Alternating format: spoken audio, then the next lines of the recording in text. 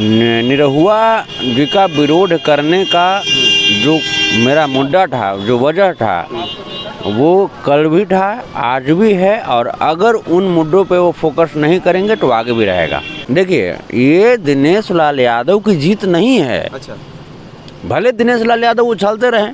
नमस्कार, मैं सैमराज सुमित और आप देख रहे हैं प्रांसी टीवी। और इस वक्त देख सकते हैं कि हमारे बीच में BR01 करके 003 है गाड़ी नंबर, जो अभी आप देख सकते हैं कि कैमरामैन से चाहेंगे थोड़ा सा पीछे घुमा कर दिखा दें, पीछे घुमा कर दिखा दें। पेट्रोल टंकी के पास ही जो है तेल लेकर निकल रहे थे संतोष रेणु यादव, भोजपुरी के अहिरान स्टार, सुपरस्टार। वो आप देख सकते हैं कि चलिए मैं चल कर दिखाता हूँ उस गाड़ी के सामने, मैं आपको ले चलता हूँ और मैं बताता हूँ कि संतोष रेणु यादव आखिर जा कहाँ रहे हैं। आप देखिए कि एक गाड़ी है और चाहेंगे कि खुलवाते हैं गाड़ी, इनसे जानते हैं कि बैठे हुए हैं गाड़ी में। खोलिए सर, शीशा खोलिए थोड़ा। देखिए, फोकस कीजिए, लगातार फोकस कीजिए और दिखाइए कि संतोष रेणु यादव अभी देखते हैं पेट्रोल टंकी से निकल रहे थे गाड़ी में तेल लेकर, और अभी हमको मुलाकात हो गई, इनसे मिल गए हैं। तो सबसे पहले आपको हमारे चैनल में स्वागत है जी, बहुत बहुत धन्यवाद। और आपके चैनल को देखने वाले जितने भी हमारे भगवान रूपी श्रोता समाज हैं, उनको मेरा कोटि कोटि। कहाँ जा रहे हैं आप अभी? आप देखें आपको कि पेट्रोल टंकी से आप तेल लेकर निकले हैं, और अभी आप कहाँ जा रहे हैं? नहीं, निकल रहे थे से लोकेशन देखने के लिए, और कुछ मीटिंग थी, तो अभी उसके बाद यहाँ पे मेरे मित्र हैं मुन्ना जी। अच्छा, मुन्ना उर्फ फैज जी हैं, तो वही उन्हीं से मिल करके सुबह से निकलने के लिए तो निकल रहे थे। अच्छा, अपने मित्र से मिलकर यहाँ से निकल रहे हैं। कहाँ जा रहे हैं आप? अभी निकलेंगे राजगीर के लिए। राजगीर जा रहे हैं? तो कोई बड़ा कुछ है राजगीर में ऐसा कुछ? नहीं, वो तो होता ही रहता है, बड़ा छोटा सब चलता ही रहता है। सूट उट पे जा रहे हैं क्या? वो लोकेशन देखने के लिए जा रहे हैं। तो मैं ये जानना चाहूँगा और हमारे जनता ये जानना चाहेंगे, कैमरामैन से कहें कि लगातार फोकस कीजिए, और थोड़ा पीछे पे जाके, हाँ आ रहा है ना, लगातार फोकस कीजिए, कैमरामैन दिखाइए। वही संतोष रेणु यादव हैं, वो भोजपुरी के सुपरस्टार, अहिरान स्टार, जो कुछ समय पहले, कुछ दिन पहले अपने फेसबुक पर लाइव आकर दिनेश लाल यादव निरहुआ जी को टारगेट किए थे, और इलेक्शन के बारे में जो टारगेट किए थे। आजमगढ़ की जनता ने अपना फैसला सुना दिया है कि आजमगढ़ में लोकसभा सीट से कौन जीते हैं। तो मैं संतोष रेणु यादव से मैं जानना चाहूँगा कि आपने जो भविष्यवाणी किया था वो तो आपका फेल हो गया संतोष रेणु यादव जी। अब बताइए कि आजमगढ़ की जनता ने अपना फैसला सुना दिया लोकसभा सीट से, यानी कि अखिलेश यादव जी के क्षेत्र से दिनेश लाल यादव निकल गए हैं बहुत आगे। देखिए, ये जो मैंडेट आई है, हम मैंडेट का सम्मान करने वाले लोग में चाहूँगा, पहले मैं आपसे चाहूँगा कि कुछ दिक्कत हो रही है गाड़ी के पास, तो मैं चाहूँगा आप थोड़ा सा गाड़ी से बाहर आइए और फिर मैं आपसे एक बात करता हूँ आजमगढ़ के बारे में। आजमगढ़ की जनता और दिनेश लाल यादव और भोजपुरी के जो भी स्टार है वो संतोष रेणु यादव से इस सवाल का जवाब जरूर चाहेंगे कि आखिर क्या बात था कि दिनेश लाल यादव को इतना बड़ा टारगेट किए थे, और आज दिनेश लाल यादव चुनाव जीत चुके हैं, बहुत ही भारी मतों से जीते हैं। तो ये हमारे बीच में भोजपुरी के सुपरस्टार हमारे बीच मौजूद हैं, और मैं जानना चाहूँगा कि आजमगढ़ की जनता ने अपना फैसला सुनाया है, तो आप आजमगढ़ की जनता को क्या कहना चाहेंगे? आप सबसे पहले। मैं आजमगढ़ की जनता को मैं पहले भी नमन करता था, आज भी नमन करता हूँ। उनका कल भी सम्मान था, आज भी सम्मान है, और मैंडेट का मैं सम्मान करता हूँ, और हम मैंडेट का सम्मान करने वाले लोगों में से हैं। हमने कभी ऐसा नहीं कि कभी हिंदू मुस्लिम, कभी जाति पाति पे कभी बातें की, क्योंकि हमारे लिए सभी बराबर हैं। चाहे वो मस्जिद हो, चाहे वो गिरजाघर हो, चाहे गुरुद्वारा हो या मंदिर हो, हम हर जगह जा कर के अपना सर झुकाते हैं। तो अब आजमगढ़ की जनता ने उनको वोट करके जिताया है, तो आजमगढ़ की जनता का कितना ख्याल करते हैं वो, अब तो ये उनके ऊपर डिपेंड करता है। और सबसे पहले कि उनको जीत की बधाई देते हैं, क्योंकि भाई मेहनत किए हैं, और उम्मीद नहीं थी, उम्मीद के विषम परिणाम आया है, और उनको जीत की बधाई तो भाई देंगे। ये तो लोकतंत्र का। आजमगढ़ की जनता के बीच में तो निरहुआ नज़र नहीं आ रहे थे, 2019 के चुनाव में भी जो है निरहुआ को उतना वोट मिला नहीं और रह गए पीछे, और इस बार बाजी मार गए निरहुआ, लेकिन जनता के बीच में आए भी नहीं थे और बाजी किस तरह से मार गए हैं, इसका खुलासा आप शायद अपने फेसबुक लाइव के माध्यम से लोगों को बता रहे थे। नहीं, और सपा के प्रत्याशी जो है धर्मेंद्र यादव, उनका सपोर्ट आप कर रहे थे लगातार फेसबुक लाइव पर आके, तो धर्मेंद्र यादव तो हार गए हैं, धर्मेंद्र यादव निरहुआ जीत गए हैं। देखिए, निरहुआ जी का विरोध करने का जो मेरा मुद्दा था, जो वजह था, वो कल भी था, आज भी है, और अगर उन मुद्दों पे वो फोकस नहीं करेंगे तो आगे भी रहेगा। जैसे आप यदि जिस समाज से, जिस कुल से, जिस खानदान से बिलोंग करते हैं, उस समाज की, उस कुल की, उस खानदान की कुछ सिद्धांत होती है, कुछ नीतियाँ होती है, कुछ प्रिंसिपल्स होते हैं, आपको उसको फॉलो करना पड़ेगा। अगर आप उसको फॉलो नहीं करते हैं तो फिर तो टारगेट तो करेंगे ना। आज मान लीजिए कि ठीक है, आप चुनाव जीत गए, पहले तो आप चुनाव नहीं जीते थे, अब तो आप बहाना नहीं करेंगे ना। अब तो हम चाहेंगे कि अहिर रेजिमेंट जो है, वो बोलते थे कि अहिर रेजिमेंट का जो गठन है, वो हम जैसे ही चुनाव जीतेंगे तो हमारे सीएम जो योगी आदित्यनाथ जी हैं, वो प्रधानमंत्री जी से मांग करेंगे अहिर रेजिमेंट का। तो हम तो यही उम्मीद करेंगे ना कि अब चुनाव जीतने के बाद वो तुरंत जा कर के अहिर रेजिमेंट की मांग करेंगे। हम तो यही उम्मीद करेंगे कि बहन निशा यादव के हत्यारों को फांसी के फंदे तक पहुंचाने का काम करेंगे। हम तो यही उम्मीद करेंगे कि झांसी के पुष्पेंद्र यादव की जो फर्जी एनकाउंटर हुई थी, उसके दोषियों को फांसी के फंदे तक पहुंचाने का काम करेंगे। हम तो यही उम्मीद करेंगे कि हाथरस में जिस महादलित बेटी की हत्या की गई गैंगरेप के बाद, उस महादलित बेटी की रूह को, उनकी आत्मा को शांति दिलाएंगे, उनको, उनके दोषियों को फांसी के फंदे तक पहुंचा करके।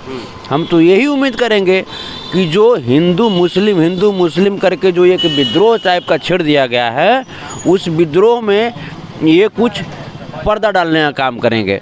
ये हिंदू मुस्लिम की जो पहले जो भाईचारा थी, वो आज भी फिर से कायम करने का काम करें।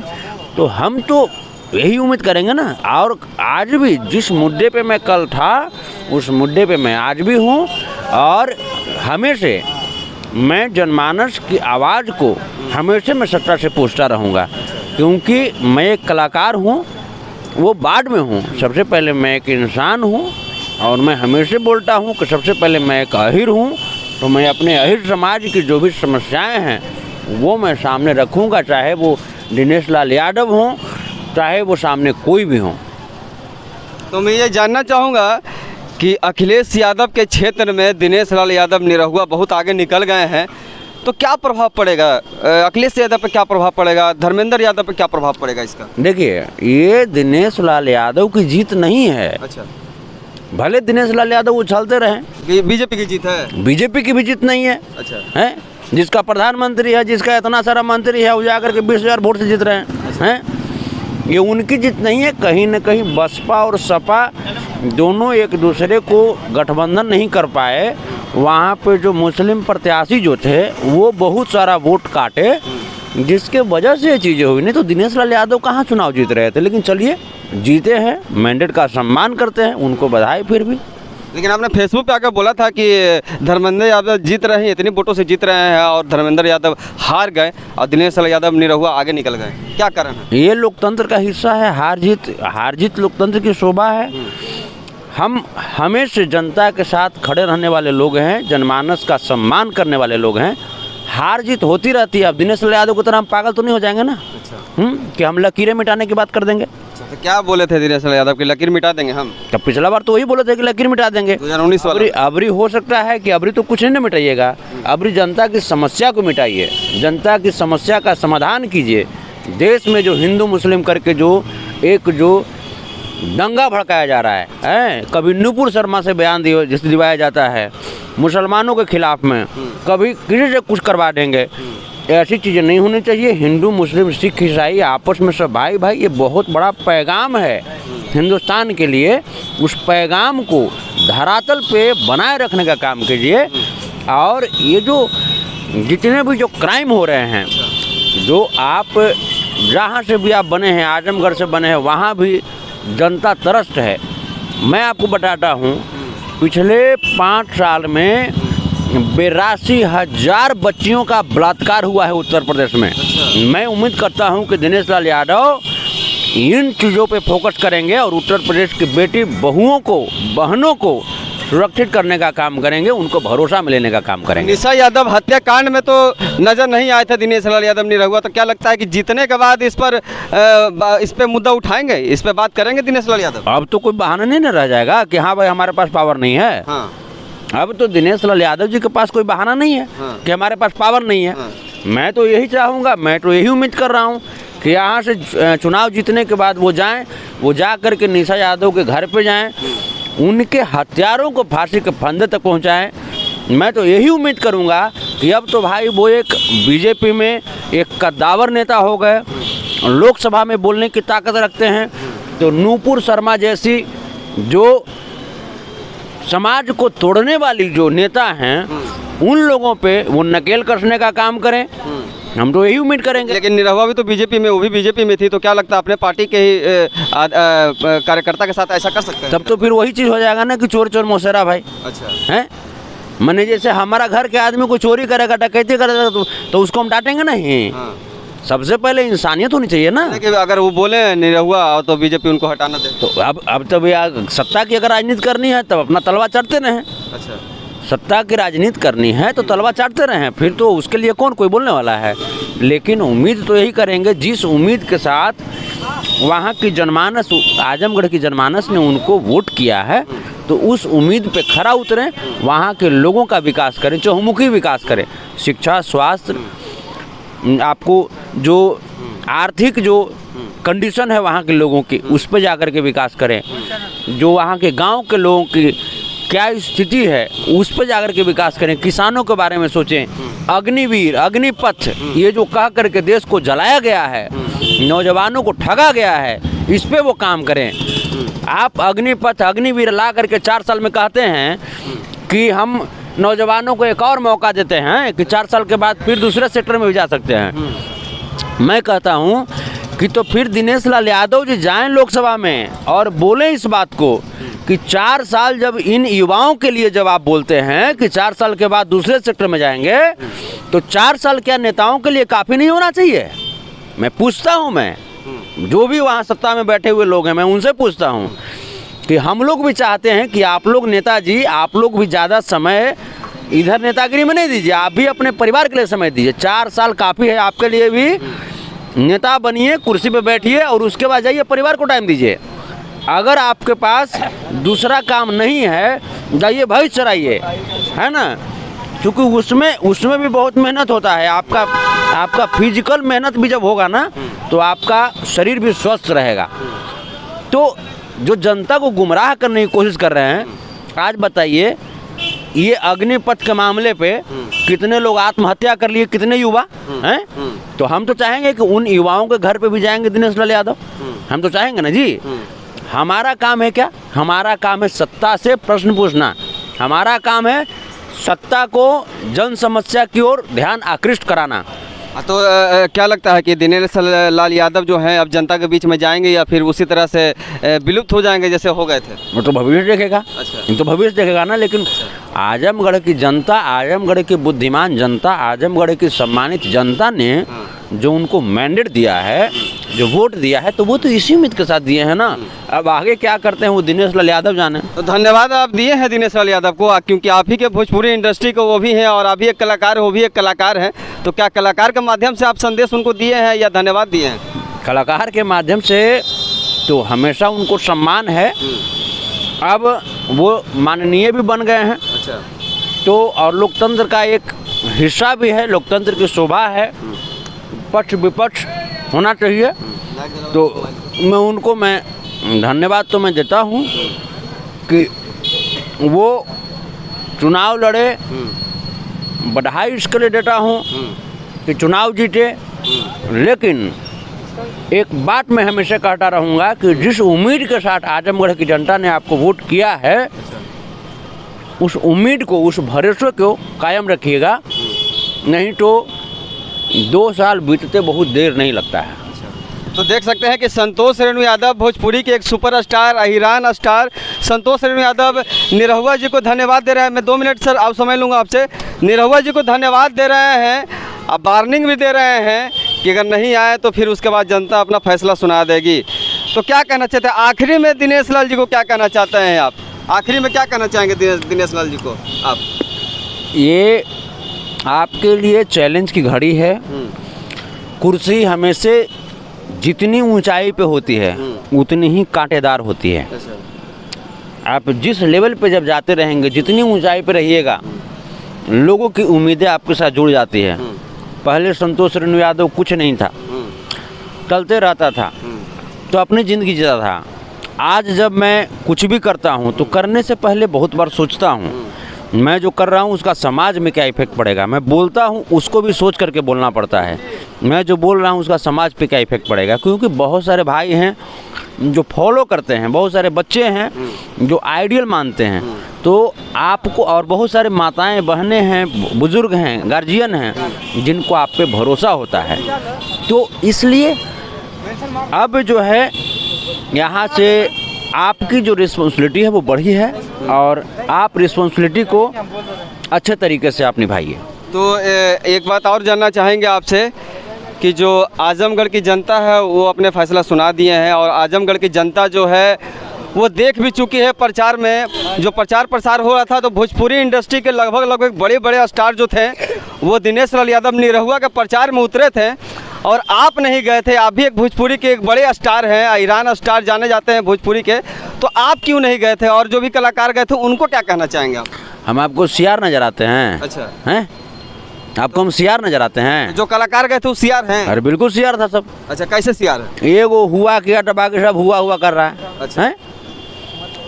जैसे जितना कलाकार लोग गए थे, कहीं बेइज्जती तो नहीं ना कर रहे हैं आप उन लोगों का बोल के? नहीं, तो हम जैसे ठीक है बेइज्जती तो तब मानेंगे ना। अच्छा, जब ये लोग को हम तब जानेंगे कि नहीं भाई आजमगढ़ की जनता के लिए इन लोगों का दर्द है। अच्छा, जब आजमगढ़ की जनता के लिए आपने इतना सोचा और जा करके दिनेश लाल यादव के साथ में चुनाव प्रचार किया, उनको जितवाया, तो दिनेश लाल यादव जब काम नहीं करेंगे और आजमगढ़ की जनता जब मुसीबत में रहेंगी तब तो उस समय भी आपको जाकर के आजमगढ़ की जनता की मुसीबत का हल करवाना चाहिए ना दिनेश लाल यादव से। हम तो यही चाहेंगे ना। तो हम देखिए भीड़ में चलने वाले लोग नहीं हैं, अच्छा, हम वो लोग हैं जो भीड़ को संभालते हैं।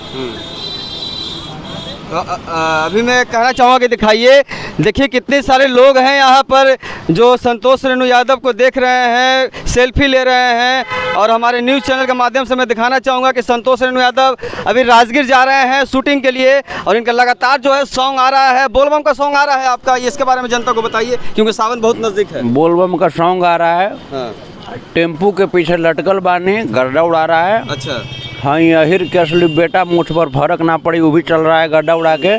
टॉप 10 सॉन्ग आपका चल रहा है यूट्यूब पे अभी? चल रहा है।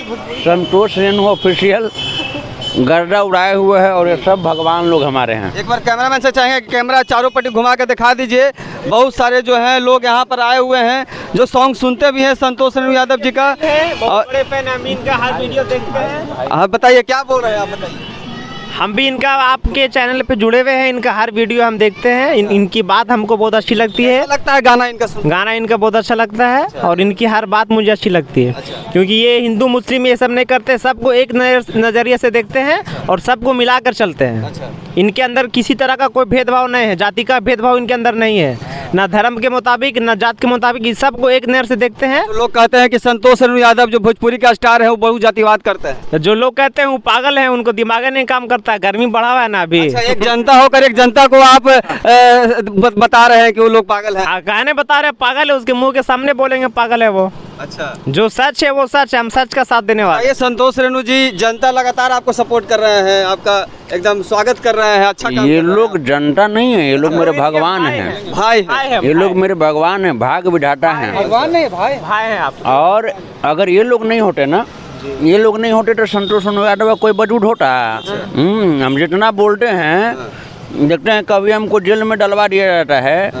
हमको तो लगता है कि योगी आदित्यनाथ हमारा पर AK-47 लेकर तैयार रखेंगे आदमी। अच्छा, कि आदमी को पहले मरवाओ रे। अच्छा, तो हमारा काम है बोलना और मैं बोलूँगा जब तक जिंदा हूँ हिंदू मुस्लिम सिख ईसाई की जो भाईचारा है उसको टूटने नहीं दूंगा। अच्छा।